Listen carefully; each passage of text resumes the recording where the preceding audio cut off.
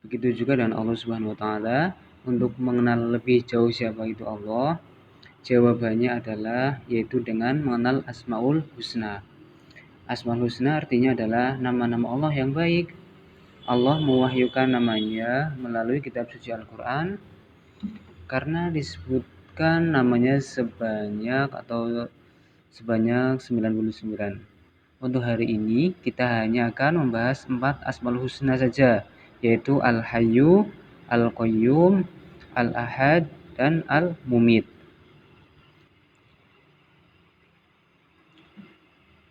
Semoga kita semua bisa memahami makna tersebut dan mengambil hikmahnya ya. Yang pertama adalah Al-Mumit. Artinya adalah yang maha mematikan.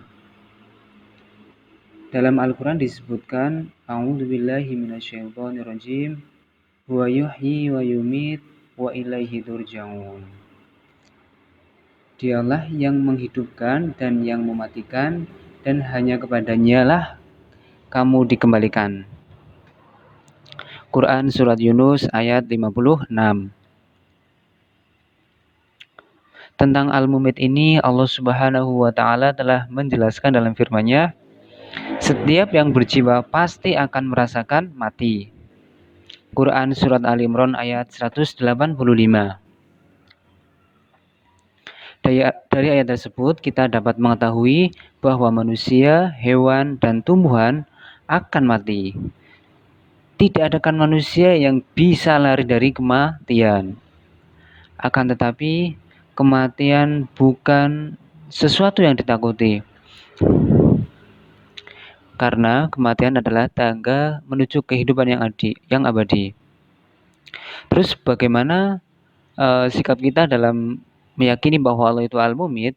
Allah akan mematikan semua makhluk yang bernyawa, semuanya termasuk manusia. Kehidupan yang abadi ada di akhirat. Nah, tugas kita adalah sekarang mempersiapkan diri agar kita hidup bahagia baik di dunia maupun di akhirat. Bagaimana caranya? Bila kita ingin bahagia, maka kita harus mengikuti perintah Allah dan mengikuti perintah Rasul Allah Subhanahu wa taala. Contohnya, rajin sholat, rajin belajar, rajin membaca Al-Quran, menghormati orang tua dan guru. Kemudian jauhi yang dilarang oleh Allah Subhanahu wa taala dan Rasul-Nya, misalnya mencuri, berkelahi, dan menyakiti orang lain. Selain itu, kita harus berdoa kepada Allah Subhanahu wa taala, ya Allah, ya Mumit, wahai Tuhan yang Maha mematikan, matikanlah kami dalam keadaan husnul khotimah atau dalam keadaan yang baik. Amin ya robbal alamin. Kemudian yang kedua adalah Al-Hayyu. Al-Hayyu. Al-Hayyu artinya adalah yang maha hidup. Dalam Al-Quran disebutkan, A'udzubillahi minasyaitonirrajim. Allahu la ilaha illa huwal hayyul qayyum. Allah, tiada Tuhan yang berhak disembah, melainkan Dia yang maha hidup, kekal lagi maha berdiri sendiri. Quran Surat Al-Baqarah ayat 256. Al-Hayyu artinya adalah Allah Subhanahu wa taala itu hidup kekal selamanya. Allah Subhanahu wa taala juga memberi hidup kepada makhluknya. Hidup atau mati seorang ada di tangan Allah Subhanahu wa taala. Contohnya, berapa banyak orang yang yang sedang sakit berat tetapi belum mati. Tapi sebaliknya kita sering melihat orang yang tidak sakit malah mati dahulu. Penyebabnya itu bermacam-macam. Ada yang sakit jantung, terjatuh, tabrakan, atau tertabrak, tenggelam, tertembak, dan sebagainya. Lalu bagaimana sikap perilaku kita bahwa Allah itu Maha Al-Hayyu? Allah yang Maha Hidup bertugas untuk memelihara kehidupan dan memberikan rezeki yang sudah disiapkan oleh Allah Subhanahu wa taala. Tapi sikap kita adalah harus memelihara hidup kita sendiri dengan cara makan, makan yang baik, yang halal, membersihkan lingkungan. Selain itu, kita juga harus membantu kelangsungan hidup orang lain, misalnya bersedekah dengan cara memberi makan, minum, dan membantu kesehatan orang lain yang membutuhkannya. Kemudian berdoalah kepada Allah Subhanahu wa taala, "Ya Allah, ya Hayyu, wahai Tuhan yang Maha Hidup, hidupilah kami dalam keselamatan dan kemanfaatan. Amin ya rabbal alamin." Kemudian sifat yang ketiga adalah Al-Qayyumu. Kita baca bersama-sama Al-Qayyumu. Al-Qayyum artinya adalah zat yang maha berdiri sendiri atau mandiri. Dalam Al-Quran disebutkan A'udzubillahi minasyaitonirrajim.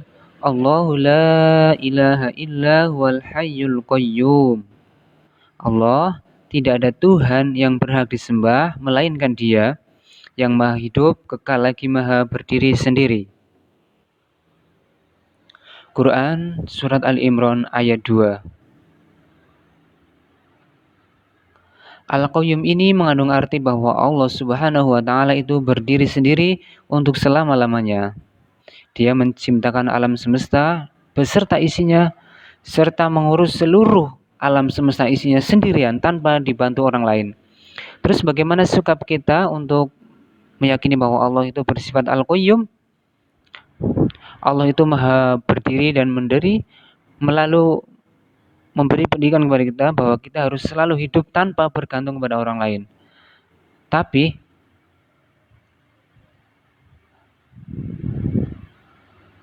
kita harus melakukan sesuatu itu secara mandiri. Contohnya menyiapkan peralatan sekolah, membersihkan tempat tidur, sarapan, menyiapkan sendiri dan berpakaian sendiri dan sebagainya. Kemudian nantinya ketika sudah dewasa, kita harus mempunyai semangat mandiri dalam untuk hidup sendiri, mencukupi kehidupan sendiri dan sebagainya. Istilahnya kita harus berdikari atau berdiri di atas kaki sendiri. Kemudian juga kita harus berdoa kepada Allah Subhanahu wa taala, "Ya Allah, ya Qayyum, wahai Tuhan yang maha berdiri sendiri, mandiri, jadikanlah hidup kami tidak selalu bergantung kepada orang lain. Amin ya rabbal alamin." Kemudian yang terakhir atau yang keempat adalah Al-Ahadu. Kita baca bersama Al-Ahad, Al-Ahadu. Al-Ahad ini artinya adalah yang Maha Esa. Dalam Al-Quran disebutkan A'udzubillahi minasyaitonirrajim. Bismillahirrahmanirrahim. Qul huwallahu ahad. Katakanlah, dialah Allah yang Maha Esa. Quran Surat Al-Ikhlas ayat ke-1. Al-Ahad ini mengandung arti bahwa Allah Subhanahu wa taala itu Maha Esa. Tidak ada Tuhan selain Dia, tidak ada sekutu baginya. Lalu bagaimana sikap kita untuk mengakui bahwa Allah itu Maha Ahad? Allah Maha Esa itu satu adalah Tuhan kita satu-satunya. Artinya kita harus menyembah hanya kepada Allah saja. Itu karena Allah tidak beranak dan tidak diberanakan. Serta tidak ada sekutu atau yang berhak disembah selain Dia. Kemudian kita harus menjauhi sifat syirik, yaitu sikap menyekutukan Allah Subhanahu wa taala. Kita tidak boleh menyembah menganggap Tuhan kepada makhluk ciptanya seperti jin, pohon, berhala, dan lain sebagainya. Kemudian kita harus senantiasa berdoa, "Ya Allah, ya Ahad, Engkaulah Tuhan satu-satunya, tidak ada sekutu bagimu. Engkau tempat meminta, jauhkanlah kami dari sifat syirik." Amin amin ya rabbal alamin. Nah, itulah adik-adik video tentang Asmaul Husna, yaitu Al-Mumit, Al-Hayyu, Al-Qayyum, dan Al-Ahad. Semoga kita bisa mengambil hikmahnya dari pelajaran ini, serta menunjukkan pengakuan kita terhadap Asmaul Husna tersebut dalam kehidupan sehari-hari. Itu saja yang bisa saya sampaikan. Terima kasih.